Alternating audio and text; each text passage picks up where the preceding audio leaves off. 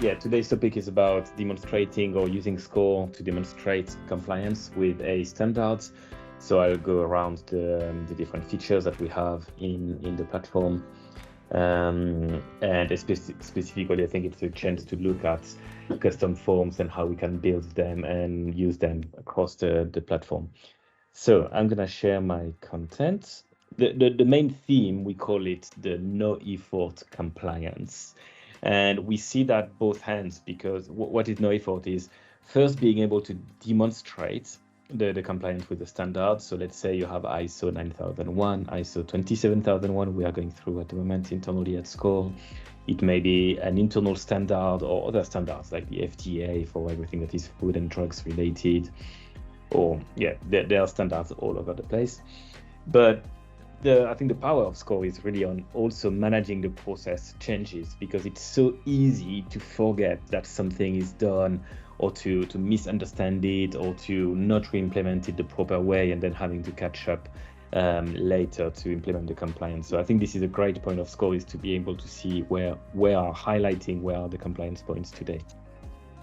So when we speak about compliance, there's usually a statement. You should do that, or more or less in different words, but you should do something like that. Then your company will probably have a policy that explains how you will implement that. This policy needs to be associated with controls. Okay, how do you check that this policy is in place? So we can see first where process comes handy. And then evidence. Okay, you're saying that you have a proper process management platform. What's the evidence? Well, the evidence is that we have Skore and everything is version controlled and all that. So Skore helps a lot to do a lot of these activities. Who is the audience of such a demonstrating compliance theme of using Skore? I think it will be the process owner. That's the person typically responsible for the compliance of the organization, or at least the area of the organizations where they are responsible for. The process users, I'm looking at the process. It's useful to me to know that these steps are there for compliance reason, because losing the certification, losing the compliance may have major impact on the business. The design teams, when I was talking, like the second part of the what we'll talk about, managing the process changes. And then when in the specific case of when a process is automated, I think technical team benefit a lot from understanding what is done for compliance reasons, because some requirements may not make sense to a technical team until we explain, all right, we need to do that for compliance, like traceability, records. We cannot, for example, the data is not deleted or is kept for a number of years before being deleted. So all that are information that are very valuable for a technical team that will automate a process that has been mapped.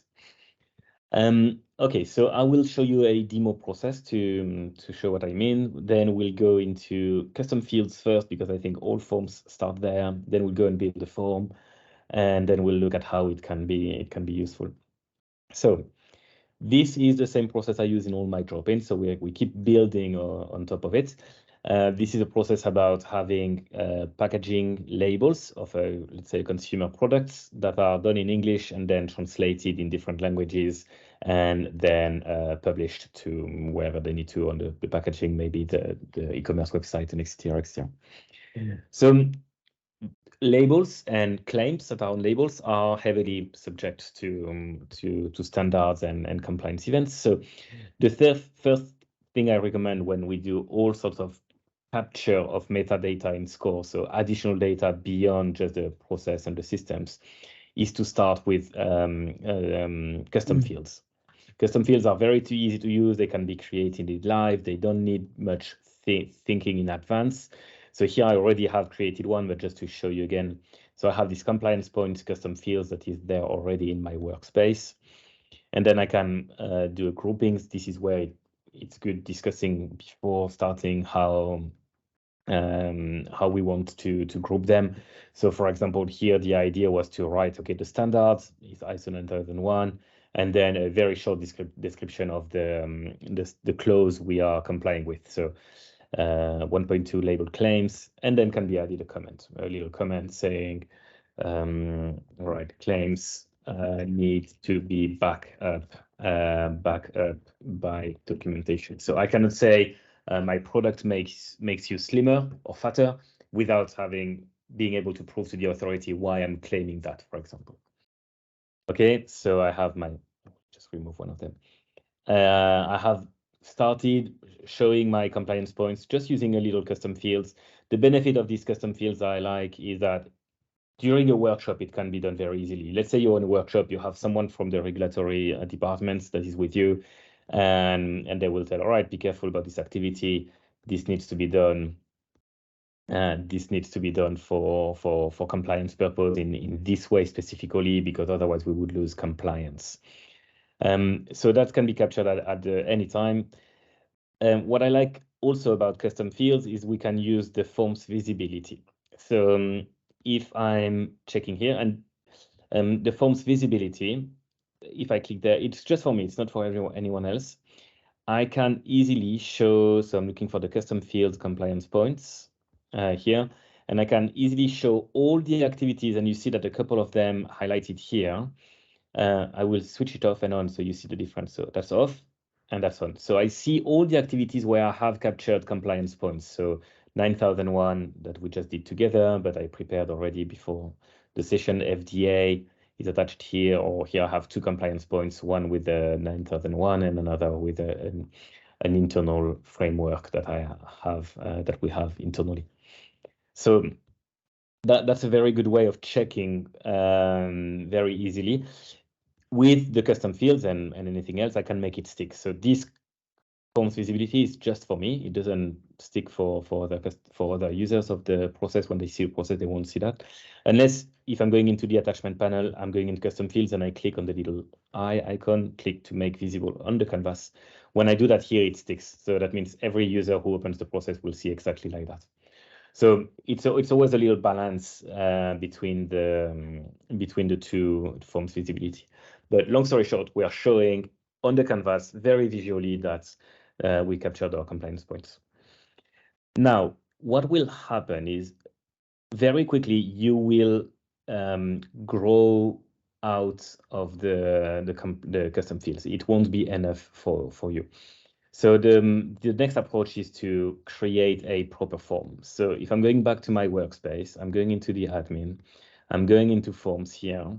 And what I can do is create a proper form where I select all my fields. So I've prepared one for the exercise here. So compliance checkpoint, I called it, so it doesn't have the same name as my custom field.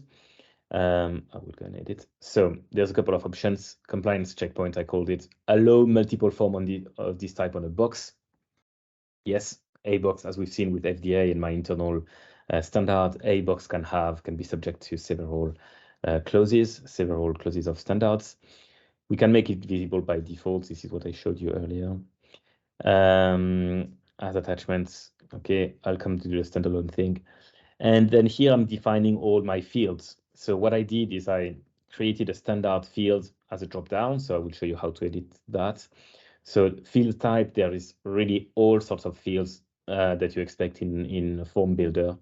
Long text, short text, numeric input, web link, drop-down, the one I used. Smart select is with autocomplete. When you have a lot of choices, is great. Checkbox, toggle, all that. You can test them. If you're unsure about what one looks like compared to the others, there's always the option here at the bottom to preview the form. So here I can see my select drop down. I can see my field for the close. And what I've added is an owner field, also has an automated control, because nowadays this is also what we like to see is, okay, the standard tells me that, for example, the person who submits a label for approval needs to be different from the person approving the label into our system. And basically this could be automated, right? We could have a system that maybe calls an API and make sure that for each approval, the submitter and the approver were different. Okay, so that's the future. how much of our controls can we automate? And then I've also added a last review date. So if the controls are reviewed on a regular basis in my scenario, we can always update and report against that. Let's say we also have a checkbox that it's an internal standard or an external standard. Maybe it's something that is an information that is important to us. We can have a checkbox internal only.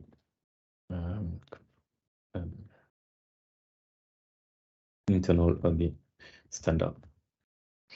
Okay, default is on. We can have it checked by default if we want. And let's see that we'll move that up. So here I'm reorganizing the order of my field. I can always preview to make sure exactly how I want it to look.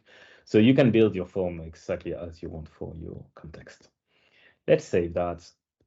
And when I'm going back to the process, I'm going back to my example process here. So now what I can do is on my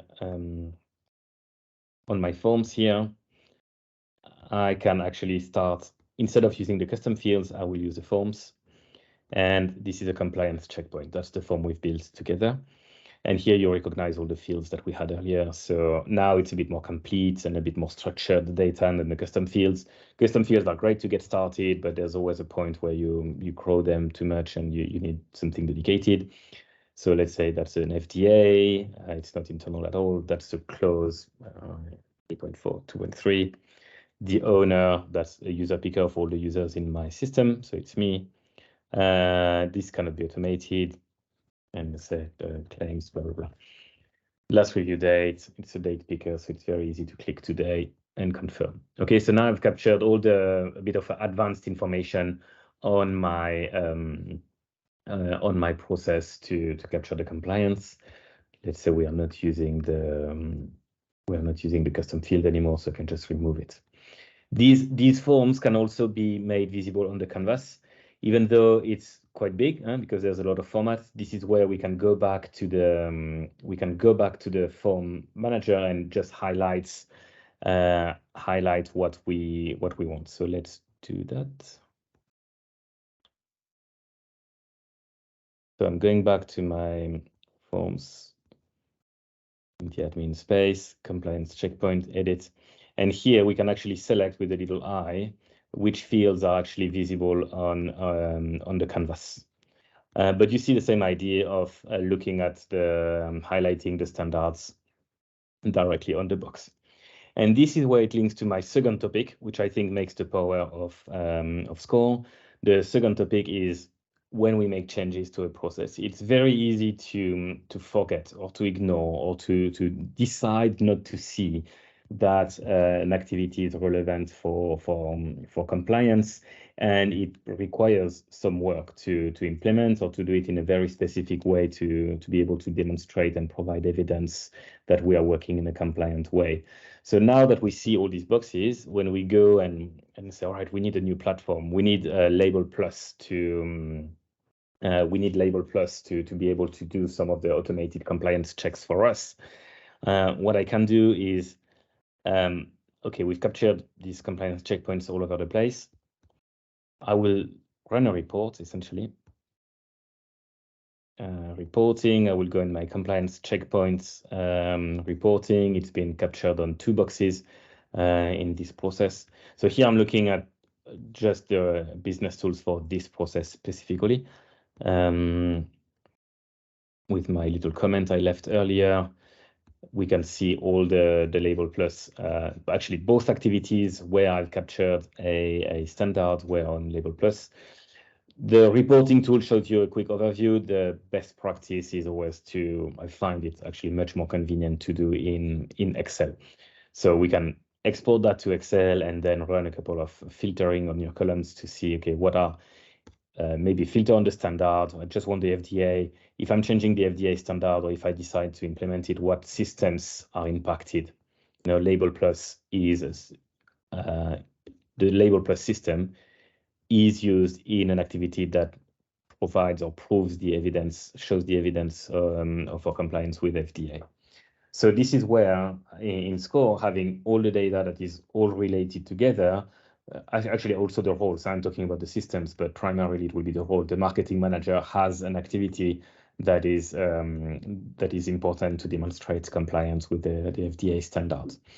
So the benefit here of Skore is that as everything is wired together, I have my process that is wired to a standard, which is wired to a role, which is wired to a system. So all that goes together, and this really helps me not only better understanding my process when I actually work on it as a designer or training some people, or just as a user of the process for my own understanding of how things are done in a business. But also when I'm designing a change, I can have a very, very quick and immediate look at, okay, this activity has some compliance points. We need to be extra careful with it. Maybe we need to deep dive. We need to call someone to understand what it entails. We need to, if we automate, again, I repeat this point because that's very important to know it early when you're implementing automations and platforms to automate a little workflow. It's better to know it early. Specifically, I'm thinking all the data retention thing, that everything must be traceable. We don't delete data. We just mark it as invisible or deleted, but we need to retain the controls. Or, we need to have prompting the user for a new password, or we need to auto log out of the FDA standard, for example, goes very far. We need to auto log out people after half an hour or whatever. So all that is very important for compliance in one way or another. So this was a very high-level overview. So at Skore, we are using Skore for showing compliance. We are going through the ISO 27001, which is the standard specifically for information security. And we do use Skore to map our process, to show how we are doing things. And also we are storing some of the procedures using the new documents feature that we've released recently. So now in Skore, not only we can capture processes like I just showed you, but we can also do documents like I have one here. Well, it's empty, but that's like a text-based document. So we use the Skore platform to capture all this information. And also it helps us making sense of all the systems that we are using, because despite having just one product, which is the Skore platform, there's a lot of systems in the background to make that work. So that helps us seeing the relationships between systems and the compliance requirements we have with them.